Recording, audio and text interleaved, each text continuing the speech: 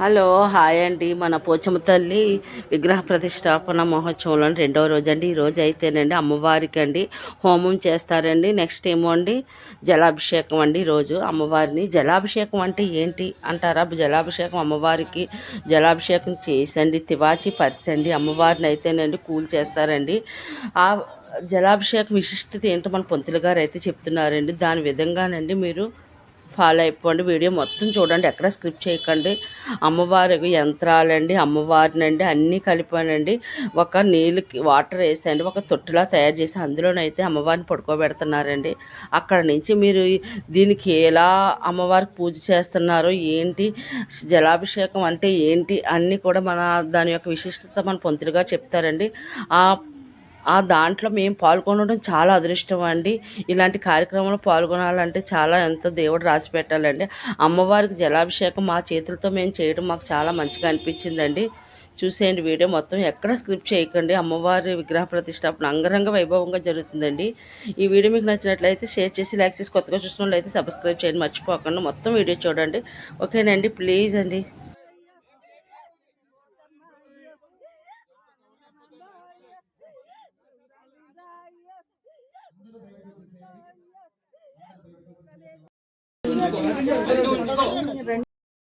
బలిపీఠం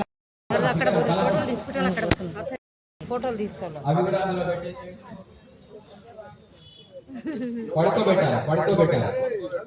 అది అటువైపు స్థలం ఉంది, అటువైపు పెట్టండి.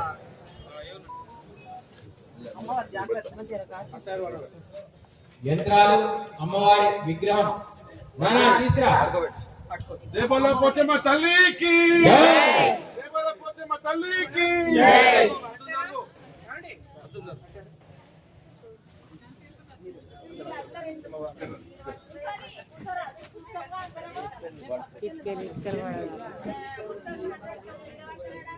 అప్పుడు మన మరవే లేవాలి అంతా వాళ్ళే ఉన్నారు.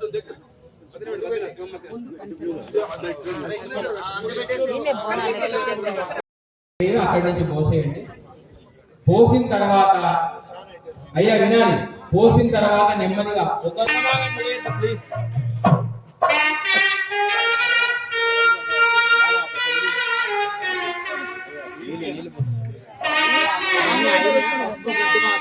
అది పక్కకు పంపించేసి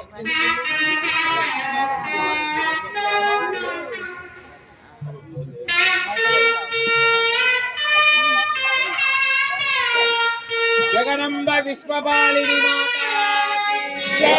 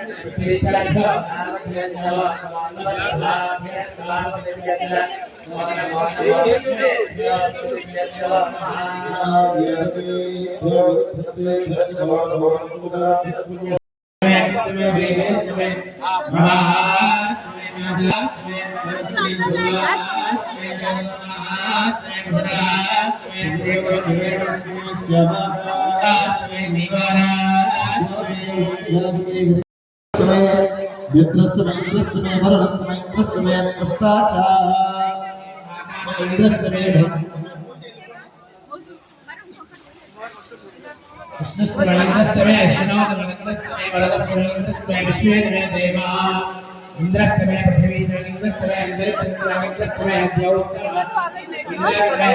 इंद्रस्तमे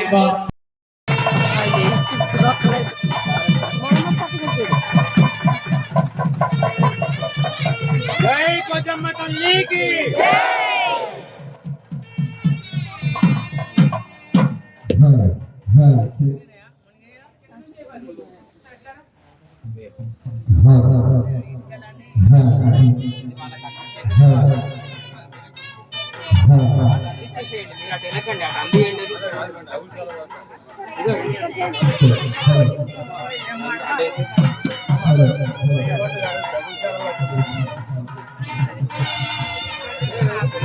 అమ్మా అటు ఏకమ్మా అటు అయిపోయింది తిరుగు.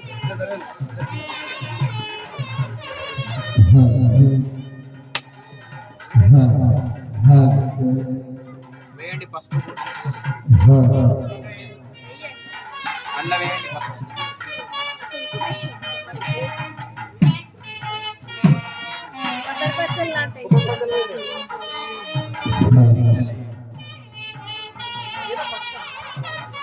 రెండిట్లో లేదు.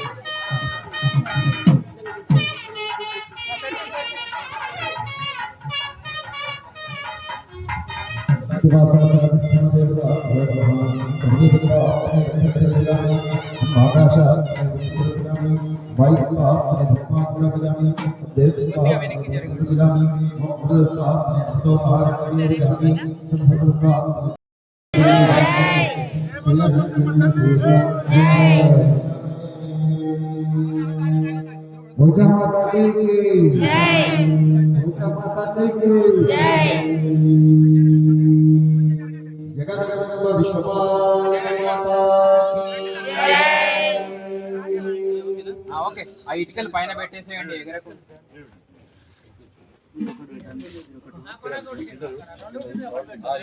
అక్కడ ఉన్న ఇటుకలు మీ కాలు కింద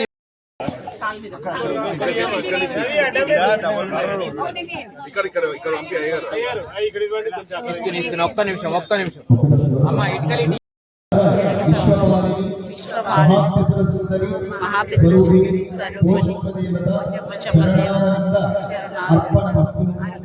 ఇప్పటివరకు చేసింది జలాదివాసం అని అంటారు. జలాదివాసం అంటే అమ్మవారిని మనం నీళ్ళల్లో పడుకోబెట్టాం. నీళ్ళల్లో పడుకోబెట్టడానికి కారణం ఏమిటి? ఇప్పుడు అక్కడ ఉన్నది ఏంటంటే అమ్మవారా? ఇప్పుడు అక్కడ ఉన్నది అమ్మవారా? అక్కడ ఉన్నది రాయి మాత్రమే. ఈ రాయి అనేదానికి ఈ 3 రోజులు మనం పూజా కార్యక్రమాలు చేసి సంస్కరించి మంత్రములతో, హవనముతో, అభిషేకంతో, ధాన్యాదివాస ఫల పుష్పాది శయ్యాదివాసాలు చేసుకొని ఆ విగ్రహానికి సంస్కారం చేసి అంతకుముందు యంత్రాలు పెట్టాం. ప్రధానంగా ఆ యంత్రాలకు జపాలు చేసి ఆ యంత్రాన్ని మనం ముహూర్తం రోజు పెట్టిన తర్వాత ఆ యంత్రము ద్వారా అమ్మవారికి చైతన్యము, శక్తి కలిగి అమ్మవారిని ఒక రూపం, ప్రాణం మనం ఆ యంత్రాల ద్వారా అమ్మవారికి ఇస్తాం. ఆ యంత్రానికి శక్తి ఉంది. మరి అమ్మవారిని ఎందుకు నీళ్ళలో పడుకోబెట్టాము? ఒక శిల్పి అనేటువంటి వాడు ఒక రాయిని తీసుకొని నీకు ఏ దేవత కావాలంటే ఆ దేవతా స్వరూపంగా వాడికి మనం చెక్కడానికి ఇస్తాం కదా. ఆ శిల్పి అనేవాడు ఏ విధంగా చెప్తాడు? ఎండలో కూర్చుంటాడు, ఎక్కడి నుంచో రాయి తీసుకొని వస్తాడు, కాలు పెడతాడు, ఆ సుసితోటి ఉలితోటి తన ఇష్టం ఉన్నట్టుగా చెక్కి కొట్టి కొట్టి కొట్టి ఎన్ని దెబ్బలు కొడితే అమ్మవారి ఇంత సుందరంగా అద్భుతంగా అమ్మవారి ఆకారంగా రావడం జరిగింది. అన్ని దెబ్బలు కొట్టిన తర్వాత ఆ రాయిలో ఒక రకమైనటువంటి తపన శక్తి, అంటే తపన అనేటువంటి ఈ కామ, క్రోధ, లోభ, మోహాలన్నీ కూడా ఆ యొక్క విగ్రహంలో ఒక రకమైనటువంటి నొప్పి శరీరంలో కలుగుతూ ఉంటుంది. మనకు కూడా దెబ్బ తగిలితే ఏం చేస్తామంటే అబ్బా అంటే మనం అనుకుంటాం. ఒక విగ్రహానికి అన్ని దెబ్బలు కొడితేనే అంత అందమైనటువంటి విగ్రహం వస్తుంది. ఆ కొట్టినటువంటి విగ్రహంలో కూడా ఒక రకమైనటువంటి నొప్పి ఉపశమనం తొలగిపోవడానికి చేసేటువంటి ప్రక్రియనే ఈ యొక్క జలాదివాసం. ఈ రాత్రంతా అమ్మవారు అలా నీళ్ళల్లో పడుకోనే ఉంటుంది. అలా నీళ్ళల్లో పడుకొని ఉన్నటువంటి అమ్మవారిలో ఉండేటువంటి ఆ నొప్పి ఉపశమనం కలిగి రేపు జరగబోయేటువంటి ధాన్యాదివాస ఫల పుష్పాది శయ్యాదివాసాలకి అధికారం పొందడానికి అమ్మవారి శరీరంలో ఉండేటువంటి నొప్పులు, బాధలు అన్ని ఉపశమనం కలగడానికి ఇలా జలాదివాసం అనేటువంటి కార్యక్రమాన్ని మనం చేస్తున్నాం. రేపు ధాన్యాదివాసం ఈ ప్రకారంగానే ధాన్యాదివాసం బియ్యంలో పడుకోబెట్టడం, పూలల్లో పడుకోబెట్టడం, పండ్లల్లో పడుకోబెట్టడం, అమ్మవారికి మంచిగా పెట్టేసి ఆ కార్యక్రమం రేపు సాయంకాలం అవుతుంది. ఆ కార్యక్రమం కూడా ఇంతే ఘనంగా భక్తుల యొక్క సహకారం ద్వారా ఇంకా అధిక సంఖ్యలో పాల్గొని చేయవలసిందిగా కోరుకుంటున్నాం. చక్కగా అమ్మవారి నమస్కారం చేసుకుని ఎవరు మాట్లాడకుండా యాగశాల చుట్టూ ఈ రోజు మధ్యాహ్నం ఏ ప్రకారంగా అయితే నిల్చున్నారో దంపతి సమేతంగా ఆ ప్రకారంగా నిల్చోండి. లోపల కూడా ఆ దేవతలకు పూజా కార్యక్రమం జరుగుతుంది. నీరాజన పుష్ప తీర్థ ప్రసాద వితరణ కార్యక్రమం ఉంటుంది కాబట్టి అందరూ కూడా కాలాతీతమైన